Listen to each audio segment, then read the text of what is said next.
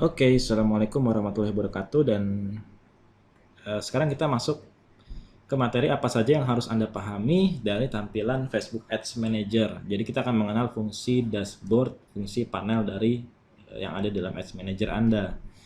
Oke, langsung aja mari kita menuju Facebook, kita kembali. Nah, tampilan awal, sorry, bukan yang itu. Nah, ini. Oke, kita kembali ke depan dulu ya, Ads Manager. Oke. Yang harus Anda pahami dari tampilan ini, di sini ada tab, tab, tab, ya ada, ya tab ya, kolom menu. Yang ini ada campaign untuk melihat campaign apa saja yang sedang kita jalankan, promosi apa saja yang kita jalankan. Lalu ada ad set. Ad sets adalah nanti saya jelaskan lebihnya di struktur iklan di Facebook ya. Ini nanti ada banyak ad set yang sudah kita buat, lalu ada iklan ad. Nah, jadi dikategorikan satu campaign bisa memuat beberapa ad sets dan satu ad set bisa terdiri dari beberapa iklan.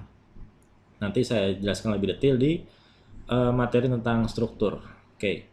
Lalu kita yang paling sering digunakan adalah di menu navigasi di atas dulu ya. Ini yang tengah sini tabnya. Di sini ada garis 3. Ini namanya bisa berubah-ubah sesuai apa yang sedang Anda buka. Kalau Anda sedang buka Audience Insight, maka di sini namanya jadi Audience Insight. Anda sedang buka Audience Insight. Ini adalah ada drop down menu di sini ya, ada menu. Oke. Nah, ini adalah semua menu yang ada di dalam fitur Facebook Ads Manager. Mulai dari tahap merencanakan, itu di bawahnya ada menu Audience Insight. Nanti sekilas ya, fungsinya adalah untuk mereset audience. Jadi misalnya Anda mentarget orang-orang yang minat terhadap katakan klub bola apa Chelsea atau Manchester United. Nah, ada berapa orang-orang yang tertarik terhadap Manchester United di Facebook? Ya, di kota tertentu juga bisa dengan segmen usia, nanti saya jelaskan lebih detail. Pokoknya kita untuk mendapatkan insights, mendapatkan gambaran dari audiens yang ada di Facebook. Ada Creative Hub. Creative Hub adalah lebih kepada untuk inspirasi kita dalam membuat iklan, ya. Tapi di sini harus menggunakan Business Manager. Kita bisa create mockup ya untuk iklan kita.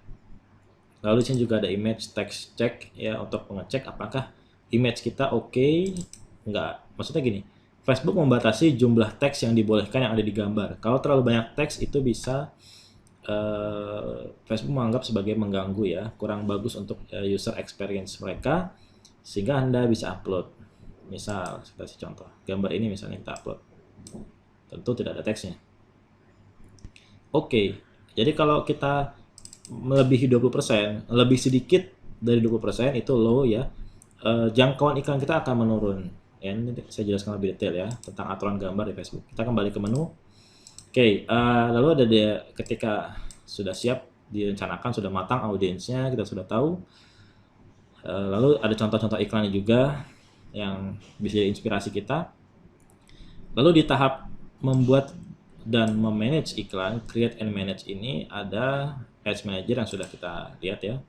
Ads Manager di mana ini adalah yang akan paling sering Anda kunjungi. Menu Ads Manager yaitu untuk melihat keseluruhan iklan yang sedang kita jalankan. Lalu ada Power Editor. Power Editor adalah hampir sama seperti Ads Manager, cuma dia lebih powerful ya. Ketika Anda ingin membuat iklan secara masif, nanti akan lebih mudah digunakan dari Power Editor. Anda bisa dengan cepat menduplikat iklan. Nanti kalau Anda nanya kenapa Mas perlu diduplikat, nanti ya ada strategi khusus materi advance. Anda bisa abaikan dulu di awal. Page post nanti untuk membuat postingan-postingan yang dikhususkan untuk iklan ya, jadi tidak akan tampil di timeline Facebook, timeline fanpage maksud saya ya, tapi ini khusus tampil kepada orang-orang yang kita iklankan. Nanti kita bisa membuat postingan page dari sini ya.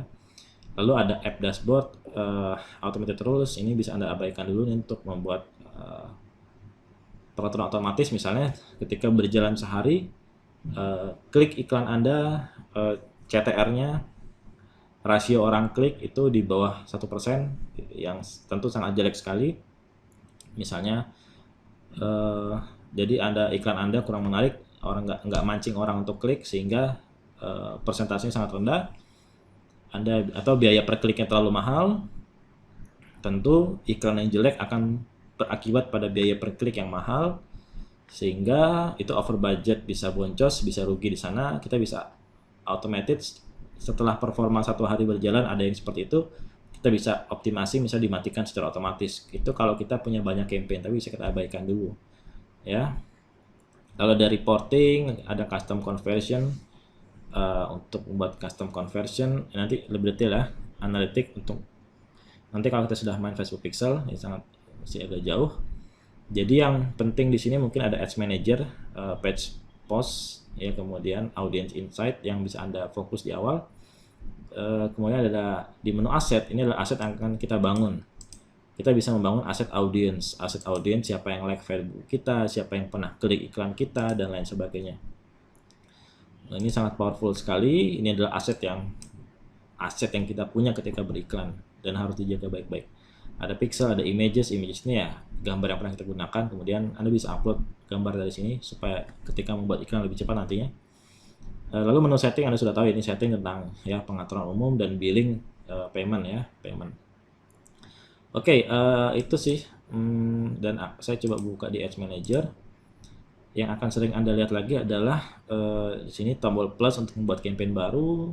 Lalu di sini ada filter tanggal di pojok kanan. Ini juga banyak hal yang perlu Anda ketahui, yaitu create ad untuk membuat iklan. Ini ada filter. Anda mau menampilkan data dari periode kapan, misalnya hari ini atau kemarin atau seminggu ke belakang, 2 minggu ke belakang, sebulan ke belakang, minggu ini ya, pekan lalu, bulan lalu, atau custom. Anda bisa milih tanggal. Oh, saya mau lihat dong performa iklan saya di tanggal 1 sampai tanggal 30 November ya, langsung Anda lihat, Anda klik misalnya, oh saya mau lihat dong iklan saya performa di bulan Oktober dari tanggal 8 sampai 14, Anda klik 14, Anda klik 8. Nah, jadilah rentang waktu ya. Oke, langsung jadi sini rentang waktu, lalu Anda update. Nanti akan menampilkan iklan-iklan yang performa iklan datanya di periode tersebut. Oke, kemudian ada performance, ada break. Ini bisa Anda di sini banyak ya data. Nanti di sini ada result, ada reach, ada impression.